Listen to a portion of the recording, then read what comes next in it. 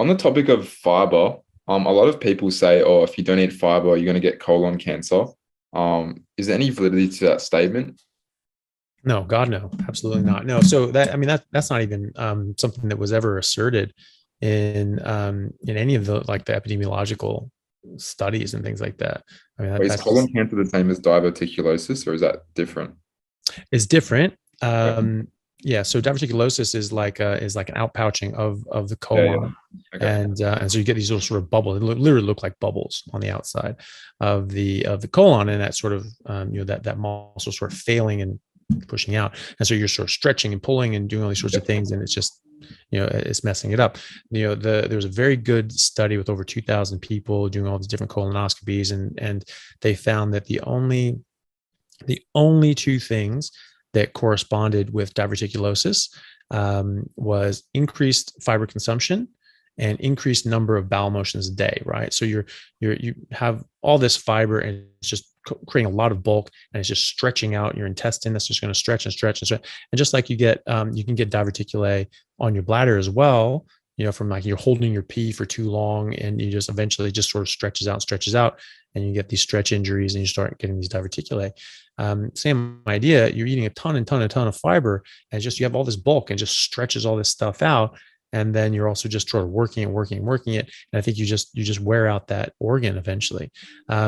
Constipation was not a factor. Meat was not a factor. Fat was not a factor. It was fiber and increased number of bowel motions a day. They had a strong correlation as well. It was like a 500 to 600% increased correlation between those two. So it was quite strong. The idea about bowel cancer, that one is just so silly. We tell, first of all, when people get bowel cancer, we tell them do not eat any fiber because you're going to get an obstruction because you don't want any of that bulk getting in the way. And when you have diverticulitis or you have appendicitis, you tell them don't eat any fiber, because it causes harm, it causes problems, it gets in the way. And so, if fiber was so good for you, why would we tell you to stop eating it just when you need it the most? I don't know where the whole idea of not eating fiber comes to bowel cancers comes from, but there's absolutely nothing causative or even strongly correlative that shows that. And then the idea of like meat causing cancer, maybe because it doesn't have fiber, Does that's meat have completely, yeah, carcinogenic? Does meat have carcinogenics in it? absolutely not. No, absolutely not. People always say No. that. Yeah, well, it's not based in anything. There was a study that looked at meat consumption and all the rest, and found this like weak 15% increased correlation between people who ate more meat and bowel cancer, right? But you have to consider that a lot of these things are self-reported surveys, right? Which are stupid.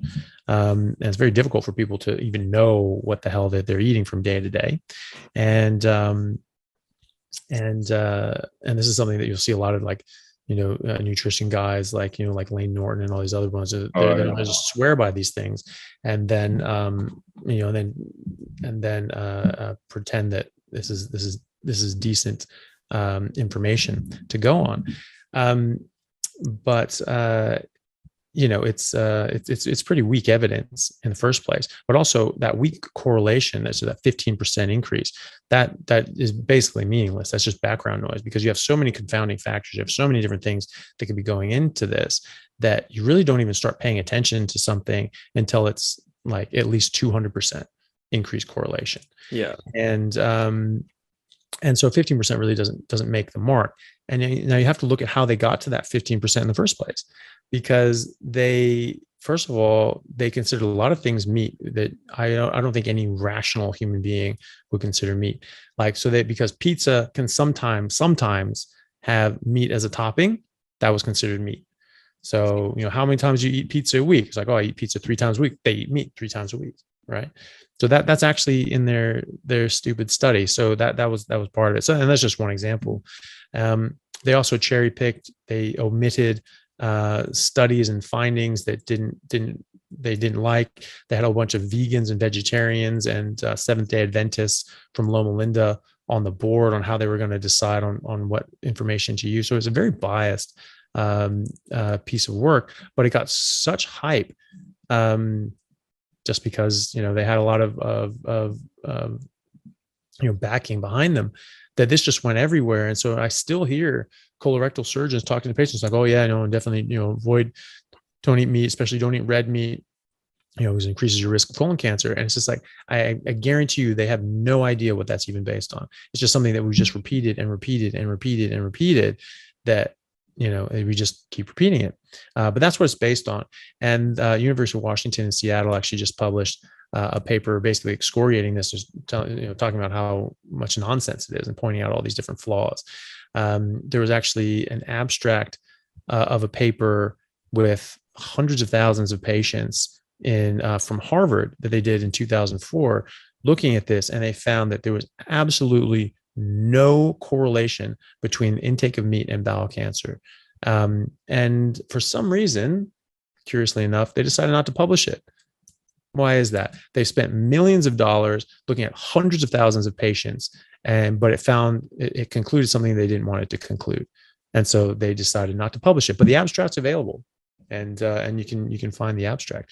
So it's, there's a lot of politics involved in the scientific literature, and it gets worse than that. I mean, a lot of these things are industry funded. There was actually a company that had a team here in Perth look at the biome sort of what is it? What is that stuff? The stuff you eat to increase your microbiome. Kefir. Yeah, but that sort of stuff. What's the general term for that? The God damn it, I'm just blanking. Anyway, the probiotics.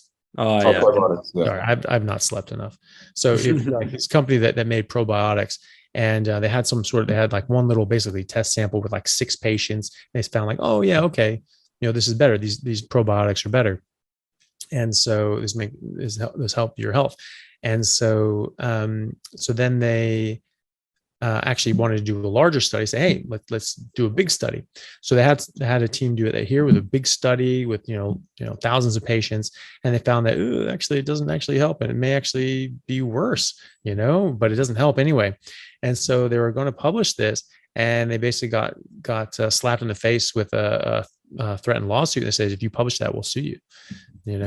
And so the abstract's available, but they weren't able to publish the study because it was funded by the industry, and it didn't look good for the industry.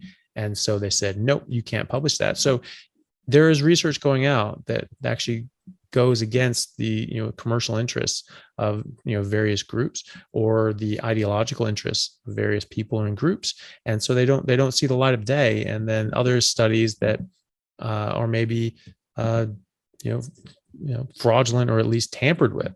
Certainly all the studies looking at cholesterol and saturated fat, those were just all garbage, and they've been shown to be garbage. This is in the published peer-reviewed literature now, that was nonsense, and that saturated fat and cholesterol absolutely never were even correlated with heart disease. And that's what all the big meta-analyses in the last couple of years have shown as well. There isn't even a correlation between saturated fat or cholesterol and heart disease.